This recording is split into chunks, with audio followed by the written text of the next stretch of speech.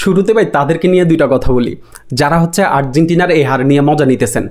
সকাল থেকে আপনাদের লাফালাফি দেখে মনে হইতেছে যে ভাই চ্যাম্পিয়ন আসলে মরক্কো না, চ্যাম্পিয়ন আপনারা হইছেন। কিন্তু এই মরক্কোর কাছে তো আপনারা গ্রুপ স্টেজে হারছেন, আপনাদের দল তো গ্রুপ স্টেজে পার হইতে পারে নাই, আপনারা আসছেন আর্জেন্টিনাকে নিয়ে মজা নিতে। আর ভাই এটা বাচ্চাদের টুর্নামেন্ট, এই টুর্নামেন্টে আর্জেন্টিনা সর্বোচ্চ 6 বার চ্যাম্পিয়ন হয়েছে।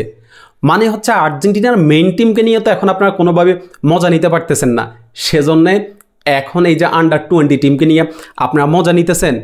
মেইন টিমকে লাস্ট কবে হারাইছেন মনে আছে? কবে হারাইছেন মেইন টিমকে? ভাই আপনাদের দিন যে আসলে কি হতাশাই কাটতেছে সেটা আজকে সকাল থেকে আপনাদের ফেসবুকে পোস্টগুলো দেখেই বুঝতে পারছি। একটু ঠান্ডা হন ভাই, হতাশাটা একটু কাটান।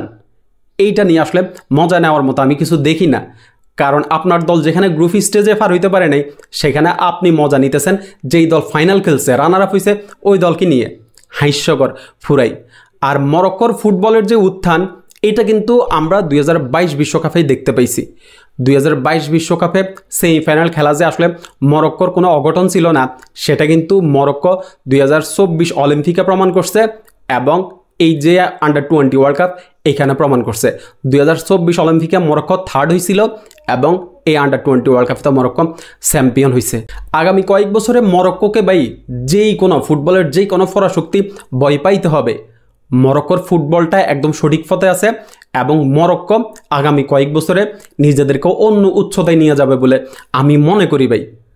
দুর্দান্ত একটা টিম, তারা যেভাবে আসলে এই টিম নিয়েও কাজ করতেছে, সামনে মরক্কো খুবই শক্তিশালী একটা টিম হবে। আর আর্জেন্টিনা ভাই এই টুর্নামেন্টে আজকের ম্যাচটা বাদ দিলে আর্জেন্টিনা সবচেয়ে শক্তিশালী টিম ছিল, সবচেয়ে বেশি গোল করছে, সবচেয়ে কম গোল কনসিড করছে। অর্থাৎ ডিফেন্স এবং অ্যাটাক দুই জায়গায় আর্জেন্টিনা সমান শক্তিশালী ছিল। আজকের যে ম্যাচটা হয়েছে ভাই এই ম্যাচে মূলত মরক্কোর প্লেয়ারদের যে ফিজিক্যালিটি এবং যে হাইট এটার কাছেই আর্জেন্টাইন যুবারা আসলে হেরে গেছে। কিন্তু আপনি যদি ম্যাচটা দেখেন ভাই, এখনও যদি আপনি ম্যাচের পরিসংখ্যান দেখেন তাহলে আসলে আপনি বুঝতে পারবেন যে আর্জেন্টাইন যুবারা কতটা দাফট দেখাইছে এই ম্যাচে। 75% বল পজিশন ছিল আর্জেন্টিনার পায়ে, সেখানে মাত্র 25% বল পজিশন ছিল মরক্কোর যুবাদের পায়ে। এরপর হচ্ছে গোলবারের শট, আর্জেন্টিনা 8টা নিচে ভাই। মানে পুরো ম্যাচ দাফট দেখে খেলছে, কিন্তু ফিনিশিংয়ের অভাব ছিল। আর্জেন্টাইন যুবারা আজকে ফাইনাল থার্ডে নিয়ে ডিসিশনটা ভালোভাবে নিতে পারে নাই, খুবই তাড়াহুড়া করে ফেলছে ভাই। এই তাড়াহুড়ার কারণে হচ্ছে ভালো ফিনিশ করতে পারে নাই।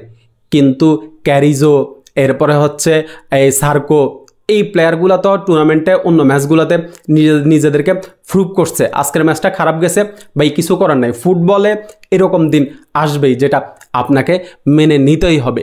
আর আর্জেন্টাইন এই যুবাদের থেকে কিন্তু আমরা ভালো ভালো কিছু ভাই প্লেয়ার সামনে আর্জেন্টিনার মেইন টিম আমরা দেখতে যাচ্ছি।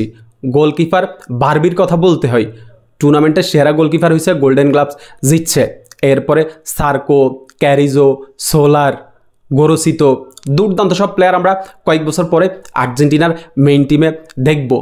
ম্যাচ শেষে মেসি বাচ্চাদেরকে সান্ত্বনা জানাইছেন এবং বাচ্চাদেরকে মাথা তুলে দাঁড়াইতে বলছেন। ভাই এই হার আসলে কিছুই না, এইজ লেভেলে আপনি হাঁটতে পারেন, জিততে পারেন, এগুলা কিছুই না। কিন্তু আপনাকে যেখানে প্রমাণ করতে হবে সেটা হচ্ছে মেইন টিমে গিয়ে আপনি আসলে কতটা সার্ভিস দিতে পারেন, মেইন টিমে আপনি কতটা জিততেছেন, এগুলো হচ্ছে মানুষ মনে রাখবে ভাই। এইজ লেভেলে কি জিততেছেন না জিততেছেন এগুলো আসলে মানুষ মনে রাখবে না। আর্জেন্টাইন এই যুবাদের জন্য শুভকামনা থাকলো, এবং আর্জেন্টাইন যুবারা তোমরা মাথা উঁচু করে থাকো। এই হার নিয়ে আসলে ভেঙে পড়ার মতো কিছুই নাই। ধন্যবাদ সবাইকে।